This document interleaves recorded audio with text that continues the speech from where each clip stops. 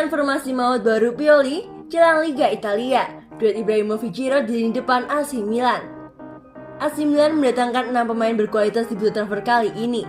Untuk mengakomodir para bintang baru tersebut, pelatih AC Milan Stefano Pioli sudah menyiapkan formasi baru. Di Liga Italia Serie A musim lalu, Stefano Pioli mantap menggunakan formasi 4-2-3-1. AC Milan mengandalkan Zlatan Ibrahimovic di depan dengan ditopang 3 gelandang serang.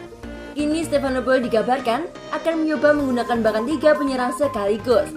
Kedatangan Olivier Giroud dari Chelsea membuat Stefano Pioli berpikir ulang untuk melibatkan striker maut mereka.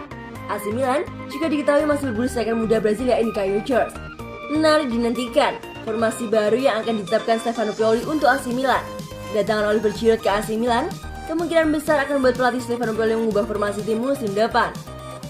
Giroud dikontrak 2 tahun senilai 3 juta euro plus bonus bersih, dengan opsi untuk kemungkinan tahun ketiga, dan Klub London akan menerima kompensasi 2 juta euro.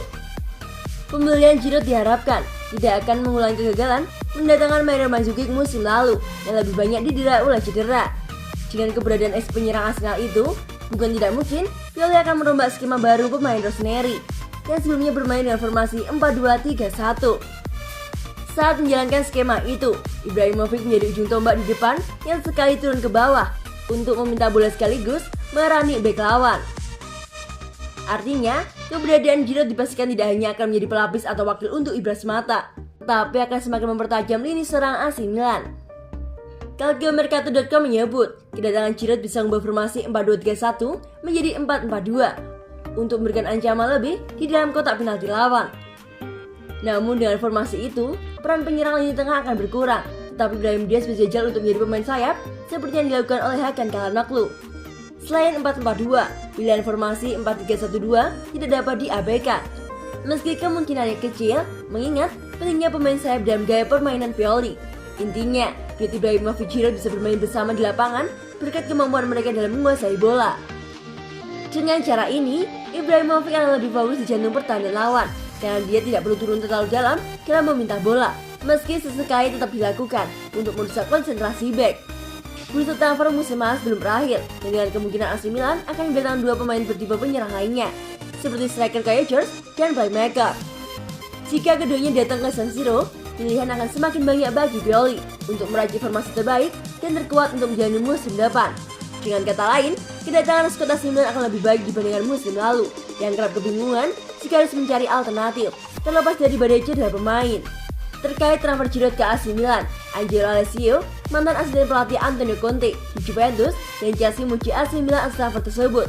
Dia menyatakan bahwa Giroud akan berguna untuk Stefano Pioli. Mengenai Giroud, Tuttosport menyebutkan alasan utama AC Milan memilih Giroud sebagai pelapis sempurna untuk Ibrahimovic. Tuttosport menulis via Milan News, Giroud adalah bagian yang hilang dalam barisan serangan pasukan Stefano Pioli. Penyerang tengah itu dapat menggantikan Zlatan Ibrahimovic ketika pemain Swedia itu membutuhkan istirahat atau terpaksa absen karena cedera.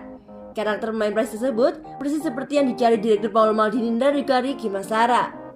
Mantan pemain Arsenal itu kuat secara fisik dan dia adalah seorang pemain tim yang tahu betul bagaimana mencetak gol. Ditambah lagi, dia memiliki banyak pengalaman setelah memenangkan Liga Champions terakhir, kompetisi yang AC Milan ingin kembalikan setelah bertahun-tahun absen. Giroud tidak hanya membutuhkan pemain muda yang bawa semangat, tetapi juga pemain yang tahu apa artinya melakukan tekanan pada tahapan tertentu. Giroud yang telah memenangkan Liga Eropa, Liga Champions, dan Piala Dunia bersama dengan Prancis dalam beberapa musim terakhir, dianggap tahu bagaimana dan apa yang harus dilakukan dalam situasi ini. Giroud tidak pernah bisa dianggap sebagai cadangan, tetapi sebagai co-starter. Sedangkan Gazzetta dello Sport via Milan News juga menyebut Giroud akan lebih dari sekedar seorang pelapis bagi Ibrahimovic.